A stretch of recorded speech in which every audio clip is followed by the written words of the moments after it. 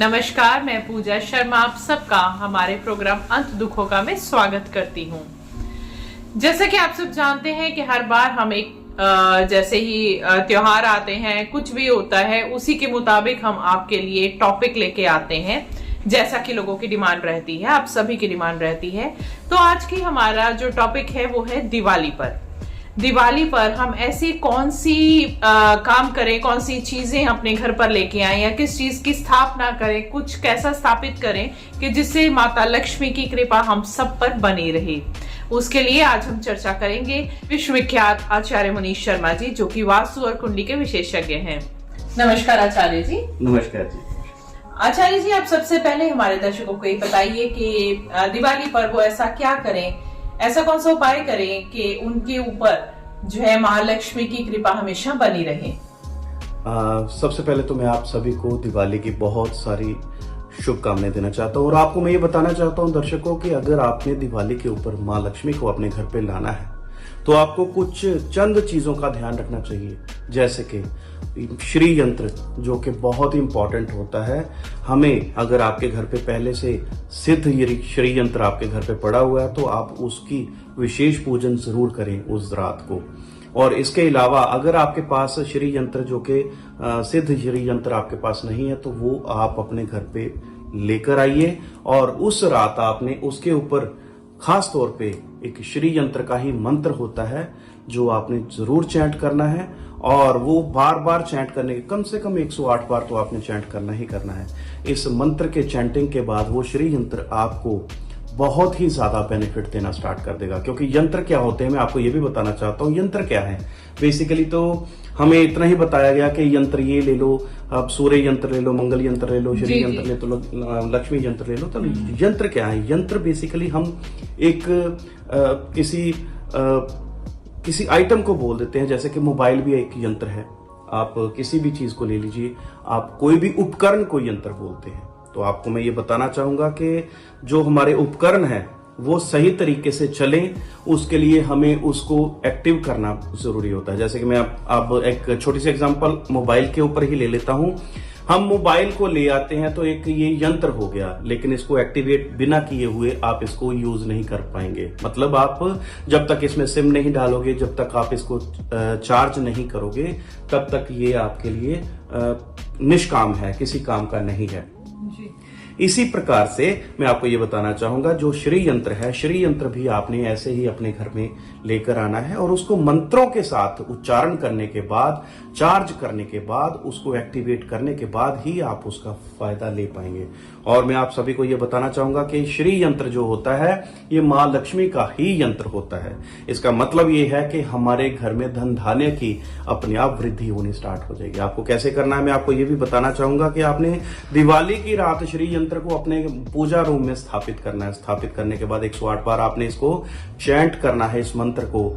वो मंत्र मैं आपको बता देता हूं। वो मंत्र है ओम श्रीम ह्रीम श्रीम नमः, या आप ऐसा भी बोल सकते हो ओम श्रीम ह्रीम श्रीम।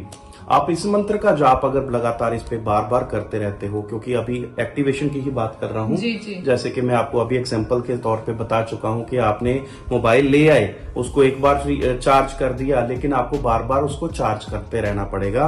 हर रोज उसको चार्जिंग पे लगा के ही उसका बेनिफिट आप ले सकते हैं। उस पर तभी कॉल्स आएंगी, आप तभी उस पे ऊपर नेट सर्फिंग वगैरह कर सकते हैं। तो इसी प्रकार हम जब भी कोई यंत्र को अपने घर पे स्थापित करते हैं, उसके साथ साथ आपने हर रोज इसको या तो 3 या फिर 11 मंत्रों का जाप आपने इसके ऊपर करना है। अगर आप ऐसा पॉसिबल नहीं है, कहीं जॉब करते हैं, बाहर है, टाइम कम है, तो कम से कम भी हफ्ते में एक दिन आप रख लेना जिस दिन आपने एक माला का जप इसके ऊपर करना है। और मैं आप सभी को यह भी बताना चाहूंगा कि श्री यंत्र अगर एक्टिवेटेड या सही आपके पास हो तभी आपके जो श्री यंत्र है वो काम करे। उसके लिए आप हम लोगों को संपर्क कर सकते हैं, कभी भी कॉल या व्हाट्सएप भी कर सकते हैं और हमारे संस्थान से ये प्राप्त कर सकते हैं। चलिए मैं आपको ये भी बताना चाहूंगा कि आपको इस दिवाली पे करना क्या है, क्या करना चाहिए। धनतेरस से लेके आपने दिवाली वाले दिन तक कभी भी किसी को भी आपने ना तो सोने का सिक्का गिफ्ट करना, ना ही आपने चांदी का सिक्का गिफ्ट करना है। सिक्के हमने कभी भी गिफ्ट नहीं करने। खास तौर पे एक चीज का और ध्यान रखना, हम लोग क्या करते हैं,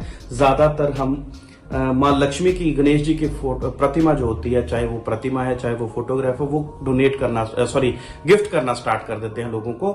हम सभी को मतलब माँ लक्ष्मी के तौर पे ही दे देते हैं। ये बहुत ही गलत। इवन जो कुछ कॉइन्स होते हैं उनके ऊपर लक्ष्मी की प्रतिमा, वो भी मैं आपको यही समझाऊंगा कि आपने ये चीज नहीं करनी है। उसका रीजन ये है क्योंकि आप अपनी एक लक्ष्मी की एनर्जी, मतलब पैसे की एनर्जी आप किसी को दान कर रहे हो, गिफ्ट कर रहे हो, तो आपको ऐसा नहीं करना चाहिए। इस चीज का खास तौर पे आपने ध्यान रखना है। जी धन्यवाद आचार्य जी। इस चीज का नहीं पता था। यूजुअली क्या करते हैं हम जब किसी को गिफ्ट करते हैं, हम प्रेफर करते हैं या गोल्ड कॉइन गिफ्ट किया जाए या सिल्वर कॉइन गिफ्ट किया जाए। ये बेसिकली ये देखिए ना, कोई भी एनर्जी जब हम किसी को, मतलब मैं हमेशा बताता हूँ कि जैसे दान दक्षिणा भी हम किसी को देते हैं तो हम किसी ना किसी प्रकार से अपनी कोई एनर्जी को किसी को गिफ्ट कर रहे हैं।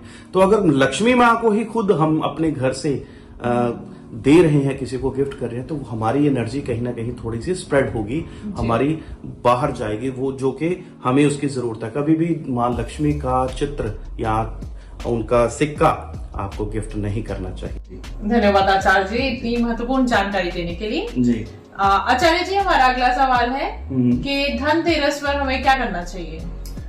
धनतेरस जो कि 2 दिन पहले माता रानी के, जैसे दिवाली से पहले 2 दिन पहले आता है, जो कि त्रयोदशी को मतलब बेसिकली होता है। उस दिन हम कोई ना कोई गहना, चाहे वो सोने का है चाहे चांदी का है, वो अपने घर पे लेके आ सकते हैं, जिसका पूजन हमने दिवाली की रात को करना होता है। इसके अलावा कई लोगों की इतनी समर्थ नहीं होती है कि हर कोई सोने का या फिर चांदी का गहना ही खरीद के लाए, तो उसको बर्तन जो कि कोई ना कोई धातु का हो वो जरूर खरीद कर लाना है।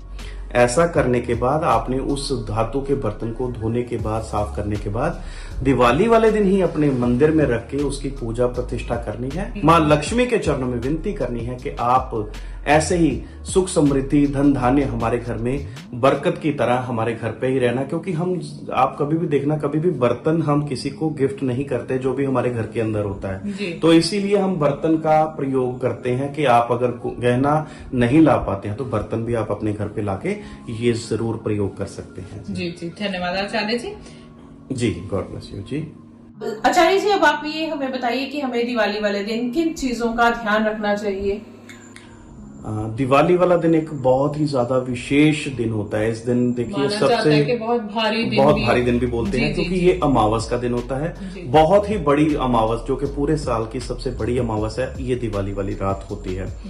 तो इन दिनों आपने कभी भी सुना होगा बहुत सारे मारण के प्रयोग, तंत्र मंत्र यंत्र सब तरीके के कई लोग प्रयोग करते हैं। तो इस तारीख को, इस दिन को विशेष रूप से हम ऐसा मानते हैं कि इस दिन कोई भी किया हुआ प्रयोग विफल नहीं जाता है। तो मैं इसीलिए आपको बताना चाहूंगा कि बच्चों को खास तौर पे बाहर नहीं जाने देना, अकेले खास तौर पे। क्योंकि अगर किसी ने उनके बाल काट लिए या फिर उनका कोई ना कोई कपड़ा उनका गुम हो गया या फिर कुछ भी इस प्रकार से अगर किसी ने उनके ऊपर कुछ कर दिया, इवन आपके ऊपर भी अगर कुछ कर दिया, तो उसका प्रयोग जो है वो काफी हद तक आपके ऊपर नेगेटिव इम्पैक्ट डालेगा।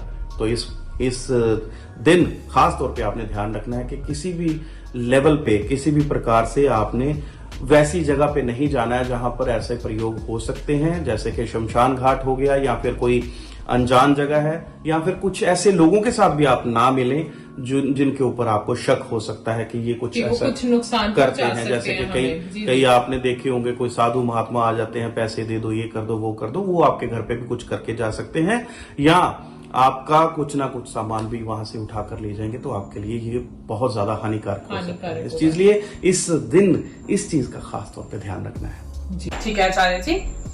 आचार्य जी, अब ये बताइए कि दिवाली वाले दिन हम, आपने बताया कि यंत्र की स्थापना करनी है, बर्तन लेके आना है किसी भी धातु का पूजा करने के लिए। पूजा करने की एक विधि बताइए कि किस तरीके से, किस विधि से हमें जो है दिवाली वाले दिन लक्ष्मी माँ की पूजा करनी चाहिए। मैं ये जरूरी बताऊंगा, ये बहुत ही ज्यादा इम्पोर्टेंट है कि आप लोगों को मैं आज ना एक नया तरीका बताऊंगा माता रानी की अर्चना करने के लिए। देखिए, हम लोग करते हैं, वैसे भी करते आते हैं, पीछे से भी कर रहे होंगे, लेकिन कुछ विशेष तरीके से अगर आप पूजन करेंगे तो माता रानी की विशेष कृपा आपके ऊपर हमेशा बनी रहेगी। आपको कभी भी धन धान्य की कमी नहीं रहेगी, ये मेरा आपसे प्रॉमिस रहा। इस पॉडकास्ट के माध्यम से आपको सभी को, जिन जिन लोगों को ये वीडियो पहुंच रही है, ये ध्यान रखें कि उस दिन हमने क्या क्या करना है। तो सबसे पहले सुनिए, आपने क्या करना है, एक श्री यंत्र आप अपने मंदिर के अंदर जरूर स्थापित करें उस रात को, और उसके ऊपर आपने ओम श्रीम ह्रीम श्रीम इस मंत्र का जाप जरूर करना है कम से कम 108 बार। ये करने के साथ साथ आपने माँ का आवाहन कैसे करना है वो भी बता देता हूं। हम आमतौर पे आपने देखा होगा कि दियों का प्रयोग करते हैं दिवाली की रात, तो दियों को कैसे अंदर लेके आना है, हमने यहाँ पर ये विशेष ध्यान रखना कि दिए जो होते हैं इनको हमने पहले जलाना है और बिल्कुल हमारे गेट के ऊपर हमने उनके ऊपर उसको लगाने के बाद फिर वहां से अपने मंदिर तक लेके आना है, ठीक है। और ये पितरों का भी दिन होता है, तो पितरों का भी नाम जरूर आपने लेना है और माँ लक्ष्मी का साथ में आवाहन करना है कि माँ घर के बाहर से आपने अंदर एंटर करते हुए आपने आना है और वहां पर आपने थोड़ा सा सिनेमन पाउडर, जिसको हम दालचीनी पाउडर भी बोलते हैं, वो साथ में छिड़कते हुए बाहर से अंदर को छिड़कना है और ओम श्रीम ह्रीम ओम का आप जाप कर सकते हैं और करते हुए ऐसा मन में धारणा लेके आनी है कि माँ हमारे घर के अंदर वास करने के लिए हमारे साथ आ रही हैं। तो वहां से लेकर आपने फिर मंदिर के अंदर आना है, मंदिर के अंदर आपने बैठकर पूजन करना है जैसे कि हम रेगुलरली करते हैं। और इसके बाद आपने खास तौर पे इस चीज का ध्यान रखना है, आपने कभी भी माता रानी की आरती नहीं करनी है, क्योंकि ये पुराणों में भी लिखा गया कि आरती का मतलब होता है कि हम जिन भी देवी देवताओं को बुलाते हैं उनके बाद उनको विसर्जित करने के लिए या फिर उनको उनके स्थान पे वापस भेजने के लिए आरती अर्चना करते हैं। तो उस चीज का खास तौर पे ध्यान रखें, क्योंकि माँ लक्ष्मी को हम कभी भी हमारे घर से नहीं जाने देंगे, तो अगर हम जाने नहीं देते तो उनको फिर हम आरती नहीं करेंगे। इसलिए इस चीज का विशेष तौर पे आपने ध्यान रखना है और जो आपने बाकी का जो आप करते हैं वो आप जरूर करते रहिए। बस आपने आवाहन जैसे करना है मैंने आपको समझा दिया है और साथ में आरती नहीं करनी है, इस चीज का विशेष रूप पे ध्यान रखें। और जैसे कि श्री यंत्र का मैंने आपको अभी बताया कि श्री यंत्र को आप स्थापित कर लें, स्थापित करने के बाद आपने उसको चार्ज करते रहना है हर रोज या फिर हफ्ते के बाद। ये अगर करते रहते हैं तो मेरा आपसे ये 100% बिलीव है कि आपकी लाइफ में कभी भी किसी प्रकार की धन को लेके समस्या नहीं आएगी, आपके पास धन आता ही रहेगा। क्योंकि माँ लक्ष्मी खुद, जो कि श्री यंत्र जिसको मैंने आपको बोला कि एक ऑपरेटस है, एक यंत्र है, एक हमारा एक टेक्नोलॉजी है जो कि हमारे घर पे आ गई है, माता को हमारे घर पे आने के लिए, आकर्षित करने के लिए बेसिकली। तो उसको चार्ज करते रहना है आपने, वो तभी आपको कुछ ना कुछ विशेष आपको बेनिफिट देता ही रहेगा। आप हमेशा बनी रहेगी। आप जब भी देखिए, मैं आपको ये बताता हूँ, जब भी हम मंदिर में जाते हैं, मंदिर में जाने के बाद आप अपने मंदिर की बात कर रहा हूँ, घर के मंदिर में जब भी आप फिर ब्लेसिंग्स लेना चाहते हैं, आप वहां जाइए, श्री यंत्र को प्रणाम कीजिए और थोड़ी सी कृपा अपने आप उनकी आपके ऊपर डेफिनेटली बरसेगी और उसको एक्टिवेट करते रहिए। बस इतना छोटा सा प्रयोग आपकी लाइफ को चेंज कर सकता है। जी धन्यवाद आचार्य जी इतनी महत्वपूर्ण जानकारी देने के लिए। नहीं तो यूजुअली जैसे हम देखते थे कि पहले हम लक्ष्मी जी की आरती भी करते थे और दिए जो है वो पहले जहाँ हम लक्ष्मी माँ की स्थापना करते हैं दिवाली वाले दिन, हम वहां से जला के आरती करने के बाद उसको दरवाजे तक लेके जाते हैं। नहीं, इसको उल्टा करने की कोशिश करें। हम घर से बाहर नहीं लेके जाना माँ लक्ष्मी को, उल्टा बाहर से अंदर लेके आइए। हमें तो जरूरत है, हमारे पास उतनी लक्ष्मी थोड़ी है कि हम किसी को देंगे, और वैसे भी अगर हम कुछ ना कुछ देते ही रहेंगे, कुछ लेके नहीं आएंगे तो कैसे बात नहीं बनेगी। वो तो आपको पता ही है कि हमें हमेशा माता लक्ष्मी को स्थापित अपने घर पे करना है। उसके लिए आप बाहर से अंदर को डेफिनेटली इस उपाय को जरूर करें। ये बहुत ही ज्यादा एक इम्पॉर्टेंट प्रयोग है। इसको करने के बाद आपको डेफिनेटली पता लगेगा कि ये प्रयोग कितना सिद्ध हुआ।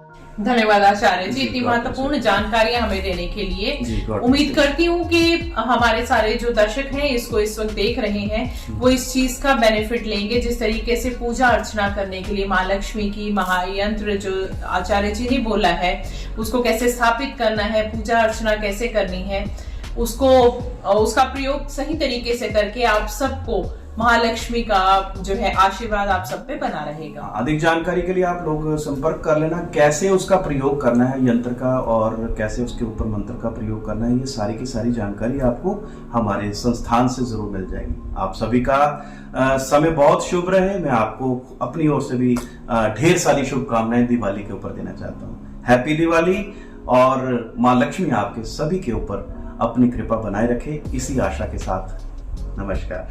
नमस्कार आचार्य जी। नमस्कार जी, नमस्कार।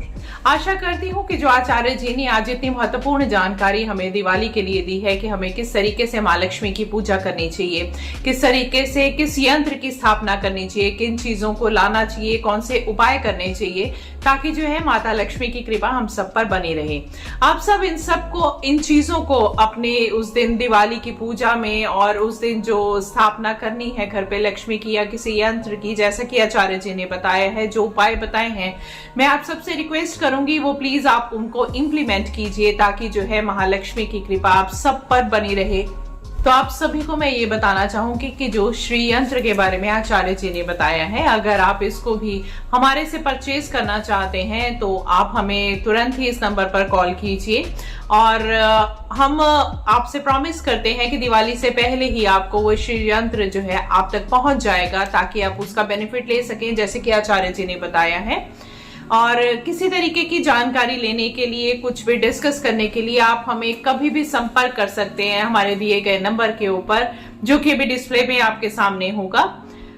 आशा करती हूँ इसी के साथ आप सबकी दिवाली शुभ हो, मंगलमय रहो और माता लक्ष्मी की कृपा आप सब पर बनी रहे। धन्यवाद।